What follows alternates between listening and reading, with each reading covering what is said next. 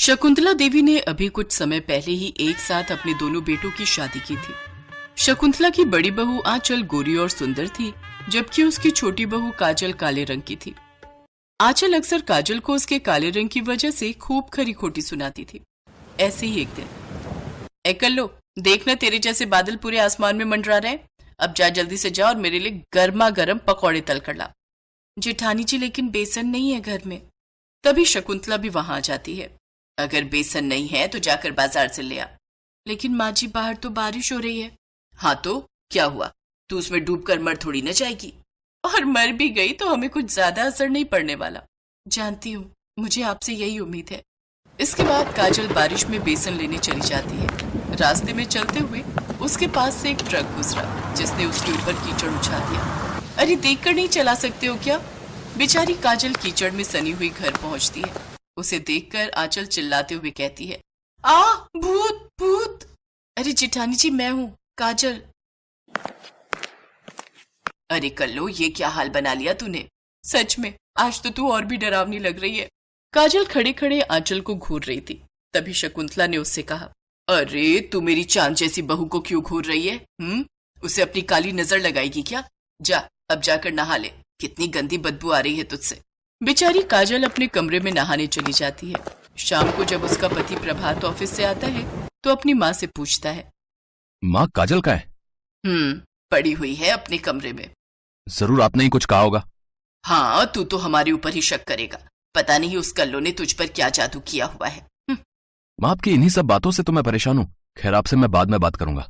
काजल अपने कमरे में रो रही थी, लेकिन प्रभात के आते ही उसने अपने आंसू पोंछ लिए और उन्हें छुपा लिया। रुको, मैं अभी तुम्हारा मूड ठीक कर देता हूँ। ये लो। ये हार आप मेरे लिए लाए हैं? नहीं, पड़ोसन के लिए लाया हूँ। सोचा तुम्हें दिखा दूं। क्या आप भी ना। उस घर में काजल को प्यार देने वाला उसका पति ही था। शकुंतला की बड़ी बहू गोरी चिट्टी थी, जिस वजह से शकुंतला उसे बहुत प्यार करती थी, जबकि काजल को अपने काले रंग के कारण अक्सर गालियां और ताने ही मिलते थे। ऐसे ही एक दिन, आह आह। क्या हुआ बड़ी बहू? सासू माँ, रोटियां बनाते वक्त हाथ जल गया। बहू, तू तो वैसे ही इतनी नाजुक है। आखिर किसने कहा तुझे रोटियां बनाने को?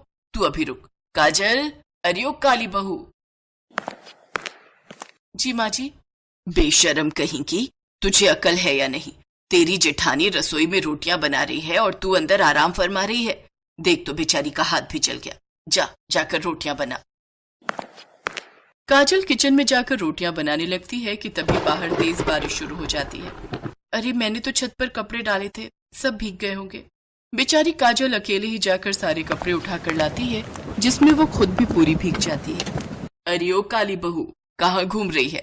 ये ले, ये मेरी साड़ी धो दे, मुझे कल पहनना है इसे। इन सब के बीच बेचारी काजल को अपने गीले कपड़े बदलने तक का भी वक्त नहीं मिला और उसको बुखार ने जकड़ लिया। अरे ओ काली बहू, ये तो तुझे अच्छा बहाना मिल गया आराम करने का। नहीं माँ जी, मुझे सचमुच बुखार है। अच्छा, ठीक है, चल तू दवाई खाकर आराम कर। आज का काम आंचल बहू देख लेगी। क्या मतलब आपका, आंचल बहू देख लेगी? मैंने अकेले काम करने का ठेका थोड़ी ना लिया है। ये क्या मतलब?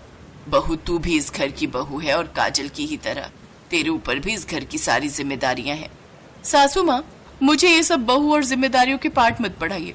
अगर मैं बहू हूँ तो आप भी तो इस घर की मुखिया हो, तो सारी जिम्मेदारियां आपके ऊपर भी हैं। और वैसे भी मेरे पापा करोड़पति हैं, तो मुझे ये सब घर के काम काज करने की कोई जरूरत नहीं है, और ना ही मेरे पास पैसों की कमी है। शादी के बाद अपनी पहली बारिश के मौसम को मैं इस तरह वेस्ट नहीं जाने दे सकती।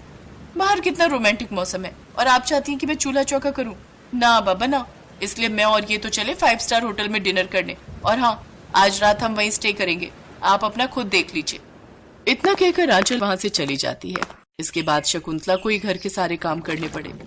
तब उसे अपनी छोटी बहू काजल की अहमियत समझ में आई। शकुंतला काजल के पास गई और उससे माफी मांगने लगी।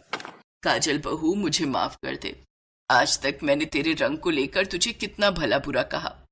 तेरे रंग के कारण तेरी खूबियों को भी नजरअंदाज किया, लेकिन आज मुझे तेरी अहमियत समझ में आ गई और अपनी गलती का भी एहसास हो गया। मुझे माफ कर दे। इससे पहले काजल कुछ कहती तभी प्रभात बोल पड़ता है। मैं जानता था माँ, एक ना एक दिन आपको इस बात का एहसास होकर ही रहेगा। बुराई अच्छाई को ज्यादा समय तक नहीं हरा सकती। आज तो आपको सब समझ ही आ गया होगा।